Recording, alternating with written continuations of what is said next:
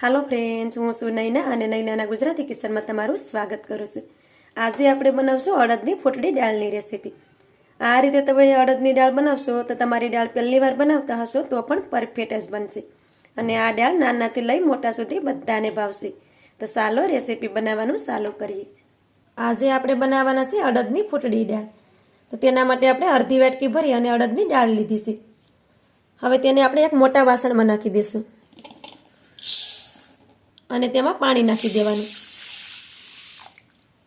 અને પાણી નાખી અને દાળને આ રીતે સરસ કરી દેવાની। તો આ રીતે બધી દાળને મેં સરસ કરી દીધી છે। હવે તેની ઉપર આપણે ઢાંકણ નાખી દઈશું અને દાળને આપણે અડધો કલાક માટે પલાળીને રાખી દઈશું, જેથી કરી દાળ છે તે સારી રીતે પલળી જાય। તમારી પાસે વધારે ટાઈમ હોય તો તમે તેને વધારે પણ પલાળી શકો। આપણે બપોરે દાળ બનાવવાની હોય તો સવારે તમે તેને પલાળી દો અને બપોરે બનાવો તો પણ ચાલે, કેમ કે દાળ પલળેલી હોય તો તેને સડવામાં ટાઈમ નથી લાગતો અને તરત તે સડી જાય છે। તો આને આપણે અડધો કલાકનો ટાઈમ દેશું। દાળને આપણે અડધો કલાક માટે પલાળીને રાખી દીધી હતી। ત્યાર પછી તમે દાળને જોઈ શકો છો કે આપણી દાળ છે એ આ રીતે સરસ રીતે પલળી ગઈ છે। દાળ પલળે એટલે એને દાણા આ રીતે ફૂલી જાય અને આ રીતે એ તૂટી જાય જો આવી રીતે, કેમ કે આ સરસ રીતે પલળી ગઈ છે। હવે આ દાળને આપણે આ રીતે ઘસી અને ધોઈ લેવાની। આ પાણીને આપણે કાઢી નાખશું અને આપણે આને સરસ આપણે 5 થી 6 પાણી સુધી ધોઈ લેવું, જેથી કરીને દાળ સારી સાફ થઈ જાય। તો દાળમાં આપણે 5 થી 6 વાર પાણી નાખી અને સારી રીતે ધોઈ લીધી છે અને આ રીતે તમે પાણીને જોઈ શકો કે આ રીતે નીર થઈ જાય પાણી ત્યાં સુધી દાળને ધોઈ લેવાની। હવે આપણે આ પાણીને બધી કાઢી નાખશું।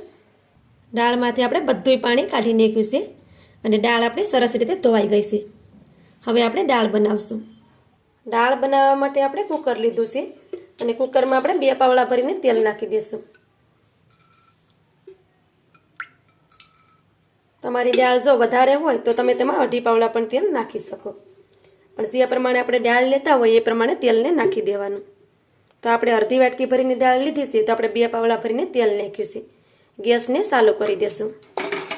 તેલને પહેલાં સારી રીતે ગરમ કરી લેવાનું। તેલ આપણું સારી રીતે ગરમ થઈ ગયું છે। હવે તેમાં અડધી ચમચી ભરી અને જીરું નાખી દેશું। થોડુંક આપણે લસણ નાખી દેશું, તેને આપણે નાના ટુકડામાં સુધારીને લીધું છે।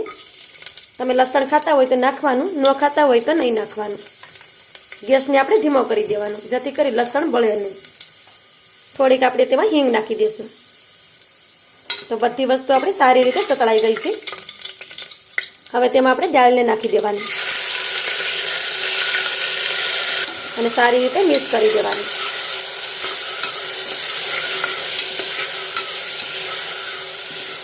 દાળને આપણે અડધી મિનિટ સુધી સાતળશું, વધારે આ દાળને નથી સાતળવાની। જો દાળને આપણે વધારે સાતળશું તો દાળ કડક થઈ જશે અને તે સડવામાં વાર લાગશે। તો દાળને આપણે અડધો મિનિટ સુધી સાતળવા દઈએ। આપણે 1.5 ચમચી ભરી અને ભેળવેલું લસણવાળું મરચું લીધું છે, તો તેમાં આપણે થોડુંક પાણી નાખી દઈએ અને સારી રીતે મિક્સ કરી દેવાનું, જેથી કરી મરચામાં ગાંઠા ન રહે। તમે લસણવાળું મરચું ન ખાતા હોય તો તેમાં કોરી ચટણી પણ નાખી શકો। આ રીતે સારી રીતે મિક્સ થઈ ગયું છે, કેમ કે ભેળવેલું મરચું લેતા હોય તો તેને આ રીતે પાણીમાં મિક્સ કરીને જ નાખવાનું। હવે તેને સાઈડ પર રાખી દેશું। તો દાળને પણ આપણે અડધી મિનિટ થઈ ગઈ છે અને દાળ આપણી સરસ રીતે સતળાઈ ગઈ છે। હવે તેમાં આપણે અડધી ચમચી ભરીને હળદર નાખી દઈશું। સ્વાદ પ્રમાણે મીઠું નાખી દઈશું અને તેની સાથે આપણે મરચું પણ નાખી દઈશું। થોડુંક મરચું આ રીતે વાટકામાં છૂટ્યું હોય તો આપણે તેમાં થોડુંક પાણી નાખી દેવાનું આ રીતે અને પછી તેને પણ નાખી દેવાનું। હવે તેને દાળ સાથે સારી રીતે મિક્સ કરી દઈશું। આપણે લસણવાળું મરચું નાખીએ તો દાળ છે તે ખાવામાં બહુ ટેસ્ટી લાગે છે, પણ તમે જો લસણ ન ખાતા હોય તો તમારે નહીં નાખવાનું।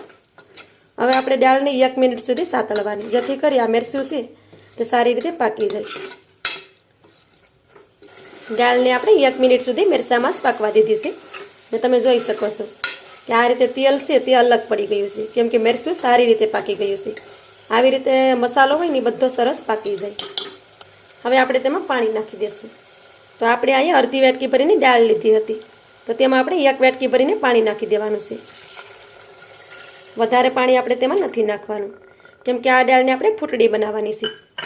અને જો તમે પલાળાવીને દાળ લેતા હોય તો તમારે તેમાં 1.5 વાટકી ભરીને પાણી નાખી દેવાનું, કેમ કે આપણે પલાળાવીને દાળ બનાવીએ તો તેને સળતા થોડીક વાર લાગશે, તો તેમાં પાણી થોડુંક વધારે જશે. પણ આ દાળને આપણે પલાળીને લીધી છે તો આને સળવામાં ટાઈમ નહીં લાગે. તો આ રીતે સરસ રીતે મિક્સ કરી દેવાનું. હવે આપણે કુકરનું ઢાંકણું બંધ કરી દઈશું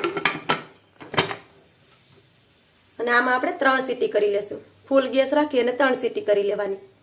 3 સીટી થઈ જાય પછી ગેસને આપણે ધીમો કરી દેવાનો અને 5 મિનિટ સુધી તેને ધીમા ગેસ ઉપર સળવા દેવાની. દાળમાં આપણે ફૂલ ગેસ ઉપર 3 સીટી કરી હતી અને ધીમા ગેસ ઉપર આપણે એને 5 મિનિટ સુધી પાકવા દીધી છે. હવે આપણે ગેસની ફ્લેમને બંધ કરી દેવાની અને કુકરમાંથી બધું પ્રેશર નીકળી જાય પછી આપણે ઢાંકણું ખોલશું.